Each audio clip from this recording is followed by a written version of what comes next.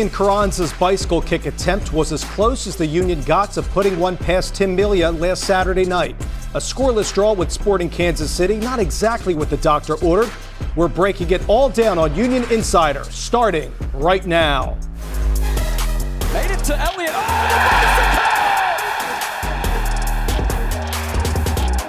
The shot, Bedoya with a goal, 1-0 Union.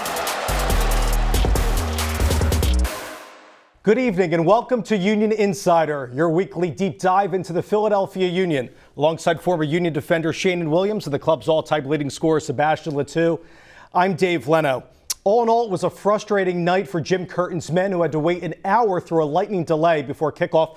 And despite having more shots again against their opponent, it was a topsy-turvy evening. A slow start, gentlemen, in the first half. Obviously got a lot better in half number two. Seba, your first thought on how the offense struggled early on? It was surprising. I really thought they were going to react, after the loss against Orlando, but nobody really was connecting in the field. It was like not a lot of energy as well. It was not good enough from the team.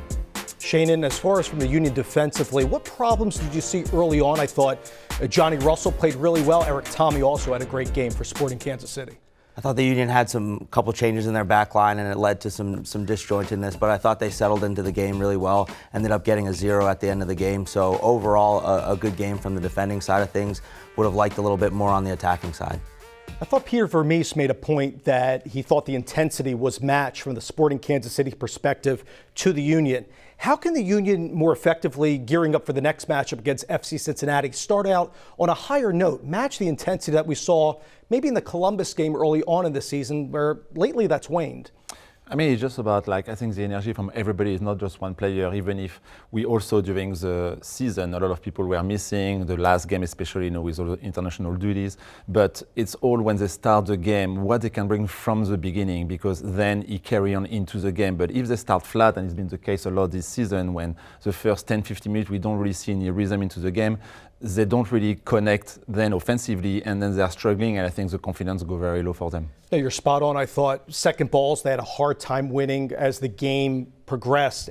I want to ask you about Matt Real, Shannon, because he makes the start in place of Kai Wagner, who's sidelined due to a grade 1 hamstring tear. What did you make of Matt Real's performance at left back? I know he's done well at training, but now he may get some first team minutes as far as a starter goes. I thought Matt stepped in really well. I thought he did a great job of covering for Kai, and is somebody that the Union can rely on at that left back spot if Kai's out for any significant amount of time. Hopefully he's not, but he's somebody that I definitely have confidence in moving forward if it's somebody that needs to step in. I think a lot of Union fans are often contemplating about the midfield, and I want to ask you both about Leon Flock in that position, whether Perea could be a guy that can fill that void later on. And I'm calling that a void because some people say, will Leon be at that spot on that side of the diamond, or could it be Jack McGlynn? How do you guys see that? It's very tough, just because we talked a bit last week about this system when we saw Flag playing for Martinez. It just, Leon, I will say, brings a lot of things that maybe people don't really see defensively, all the hard work he's doing to kind of get the ball back, but it's just now offensively. Definitely McGlynn is a better passer than him. It's something that we saw during the few games, but it's a very different type of player, and then the coaching staff need to do the best choice to kind of get everybody going offensively, and I think maybe Pereira is a better draw, or McGlynn, than Flag. All right, so that one ends up in a scoreless draw. As we turn the page to Cincinnati, a team the Union beat in last year's playoffs.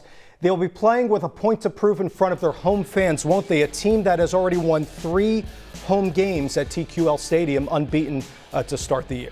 It'll be a tough road game for the Union. We talked about how Cincinnati has started the year off well. They've started well at home as well, so the Union need to go in and really make sure that they bring the energy and match that intensity that we know Cincinnati will come out with. They're coming off back-to-back 1-0 victories, a team that's the only unbeaten team in the Eastern Conference, 1 of 3, including the 2 in the West and LAFC in Minnesota. What have you made of Pat Noonan and what Chris Albright have done with FC Cincinnati now in year 2 under their leadership? I mean, I think they bring a good balance into their team, especially defensive. Adding Miazga, last year, and this year with Moscow in the defense, they are strong defensively. But now they are the first in the standing in the East, being the first place. The Union is not, so I feel like it could be something good for the Union to not attacking this game as the best team as of now in the league, and Cincinnati is in this seat. So it'll be a bit different, I think, approach to this game for both teams. But I think Pat Noonan and Chris Albright did a great job to bring a good roster to get a competitive team in Cincinnati. Let's get into our first team report presented by Green Mountain Energy. The Union are facing a foe this weekend that is familiar to them not only because of who comprises their front office and roster, but also because they've seen a lot of each other recently. Most memorably, last October in the semifinals of the MLS Cup playoffs, which saw the Union walk away 1-0 winners on a goal from Leon Flock. The Union have gotten the better of FC Cincinnati over the last 5 games in all competitions, boasting a 3-1-1 record, the only loss a 3-1 defeat at TQL Stadium last year. However, Cincinnati has been growing in stature and confidence all the while and now see themselves entering this match in a spot more familiar to the Union, the top of the Eastern Conference. Wins give confidence, so it's a good result against Atlas. We put a lot into the game and obviously have a quick turnaround now against a Cincinnati team that's playing really good soccer at the top of our conference. Obviously a lot of familiarity with the job that Pat Noonan and Chris Albright have done there. Credit to Pat and his staff. They've done a great job this year. We have a tough task. Anytime you go on the road is very difficult, and now there's a little bit of history between the two teams now. Every time we get together, it's highly competitive. Obviously, we have a playoff history now. So again, it'll be a really tough place to go play, and our guys will have to be at their max to get a result. Guys, we know these teams well, not just because of the players out there, but also because of Pat Noonan, their head coach, former Union assistant, and also Chris Albright, former Union technical director under Ernst Tanner, now their general manager. But what did you make of all those guys and the connections between FC Cincinnati going up against their former club in the Union? I mean, it's just the way of play. It's very serious, I think, like their tactic, even if they play with 3 in the back. But you see defensively, it's like a block of 7, really defending hard. The midfield is very, working well together. And then offensively, they have the front 3 as well, like the Union, who connect very well and can score goals. So it's a similar type of tactic, just, I would say, playing 3 in the back instead of 4. It's the only change. But you can see really the discipline in Pat Noonan, coaching, and the fact that everybody, plays the same way. How do you expect the Union to attack Shannon with 3 in the back? I remember that was nearly problematic last year when some teams were countering the 4-4-2 diamond system that the Union possess with the 3 in the back and obviously with the 2 wing backs. I think the Union will definitely stick with their system. I think they'll try to do a better job of stretching out that back 3 and making sure that they can make them a little disjointed.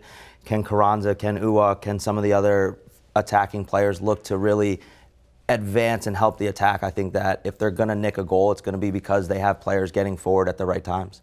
Cincinnati is coming off back-to-back 1-0 victories over Inter Miami and a Nashville side. So they already have clean sheets of 4 of 6 right now, headlined by Roman Celentano, who was drafted number 2 overall out of Indiana. He's playing very well, only his second year in MLS.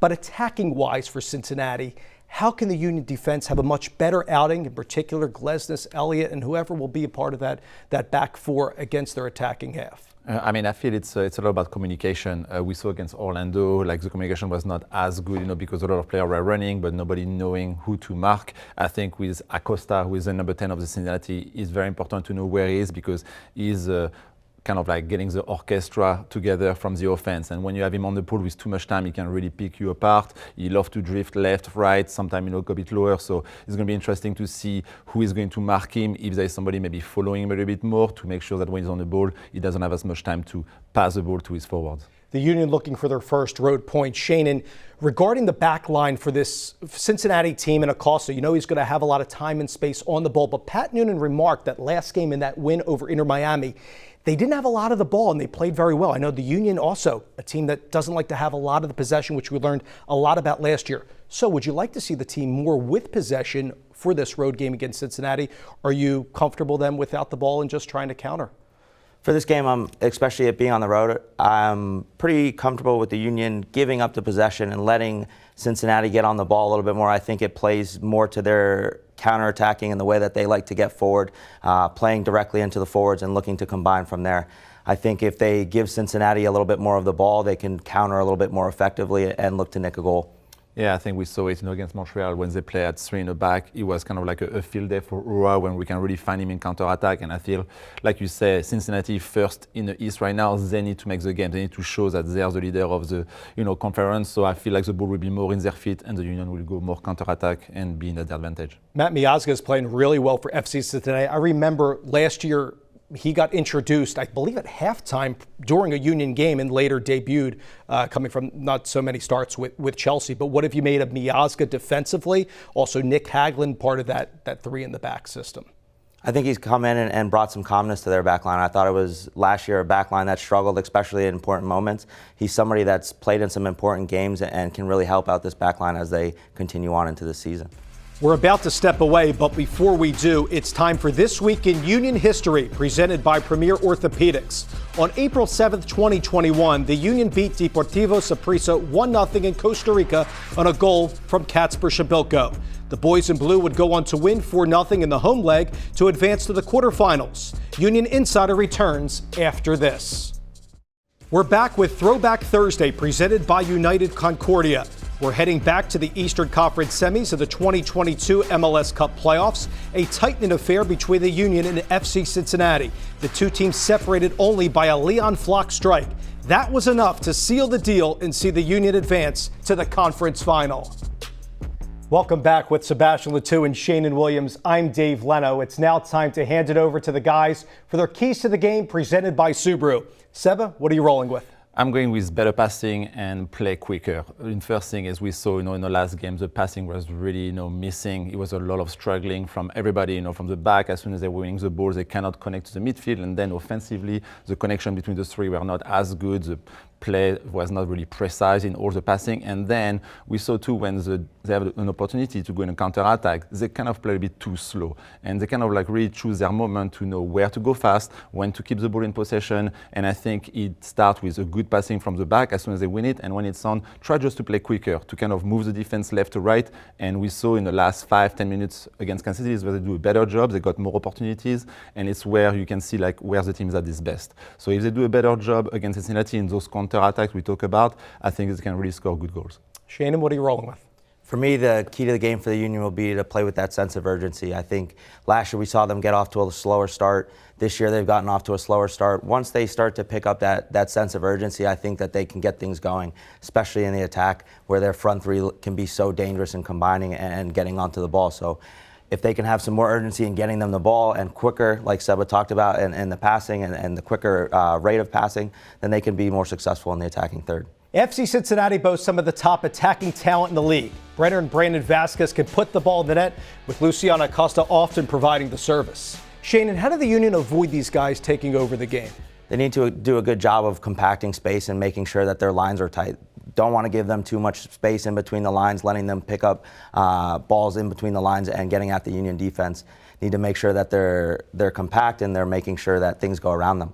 Brandon Vasquez has 1 goal and 1 assist this year. I remember last year he had a streak of 8 goals in 9 games. He had 18 goals, matching Brenner last year as well. And I know Vasquez is rumored perhaps to depart FC Cincinnati, maybe middle of the year, to go overseas. How did the Union stop Vasquez? He's a very physical player. You can see really his presence in the box is really felt, by the defense. So I feel like it's like Shannon said, if we don't really allow him too much time on the ball, I feel like the front three of Cincinnati is kind of like the front three of the Union last year with Acosta, Gazdag, Acosta, the same player, Brenner and Vasquez, it's our Ura and Carranza. They connect very well together. So if we make sure they don't play as close together and kind of far apart, I think it would be a good thing for the defense. Well, Bodo was hurt. He did not play in that 1-0 win against Inter Miami for FC Cincinnati, but a guy that I want to focus on in the midfield for him, and you mentioned the midfield, is Junior Moreno.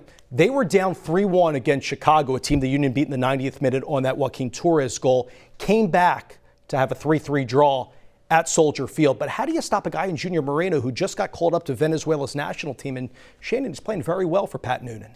Somebody that Cincinnati is really relying on this year. I think he's come in and been a really bright spot for Cincinnati. Somebody that the Union need to do a good job with their diamond midfield of compacting space and making sure that they have numbers around the ball anytime he's on it. We talked about Acosta, some of these other guys that are really good at picking up good spots and being able to hurt you in that way. When you pop on the tape for FC Cincinnati, Seba, also Barriel steps up really big. We've seen him up top as a winger, but now he's playing that left back spot and he can fly up that left-hand flank. But you mentioned Michael Uhre a moment ago, and a lot of Union fans are asking, how can Uhre get back to the form that we saw maybe a couple games ago against Montreal in that loss, that heartbreaking loss when Kyoto scored? But how does Uhre get going further on as the season progresses? I mean, as a forward, it's all about confidence. You all know that when it comes your way, which I thought we saw against Montreal, it was like, okay, he's back on, he got the 2 goals, but it's the team need to play to his strength, which is, he loves to go in a space, make some runs and find him, in a big open space. Right now, we play a lot, and I think we are very, very predictable on the fact that the team knows that we are going to try to find the feet of Carranza, the find of guys, and they are waiting for that moment to jump and get the ball. So then, Ura, who makes those runs or the third run after the people can lay back, it doesn't get fined. So we don't really see as much of Ura on the field just because we cannot connect those passes, but usually it's the last guy we find in the space. So I would love to see more direct play from the team, having maybe a run in the channel, especially when you play in Cincinnati with 3 in the back. It will be some space between Barreal with more the guy attacking on the left side. I would say it's more than Regalis, who we know him, is more defensive. So it's, I think, a good game for him to really get to his strength, to get those runs into the space, helping the team, holding the ball, and have the block moving, so then we can score the goals. He's known to some as Thor due to his Norwegian heritage and thunderous strikes, but Jacob Glesnes also gets it done defensively too. We'll discuss the reigning Defender of the Year in our Subaru Player Profile coming up next. We're back with our Nugget of the Week presented by Chick-fil-A. Pat Noonan has the distinction of being the first player to score a goal in the opening match of what's now known as Subaru Park. The Union got the last laugh that day, scoring 3 second-half goals en route to a 3-1 win.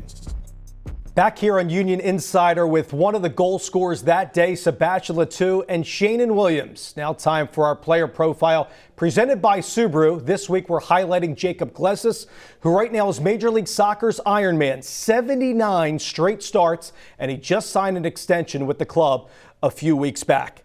Guys, how impressed have you been with the play of Glesnes? He's played every minute the last 2 years. Yeah, I think the word is consistency from him. I think every game he's been here, he's been showing up, he's been doing his job. We saw in the last game too, even if the energy was not, I feel like he was the one who was trying to bring a lot. We saw in the first half, he carries the ball for like almost 50 yards, trying to bring the ball in the box. And it's what the team needs, and he's trying to really help the best he can as a center defender, but first defensively, all the clean sheet. Of course, we talk about Andre Blake, Jack Elliott, but he's a big part of it. Amid all the guys that you played with, where does Glesnes rank amongst all the Union defenders? I think he's got to be right up at the top. I think while the Union have had some really good defenders, he's definitely been, like Seba said, consistent.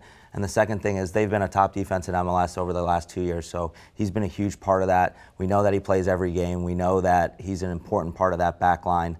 There's other important parts, but he's definitely a big, big figure.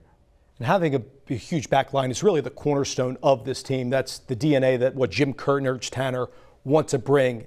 How about the partnership between he and Jack Elliott? Because Jack could have been an MLS Defender of the Year as well, in addition to Kai Wagner with his 15 assists last year.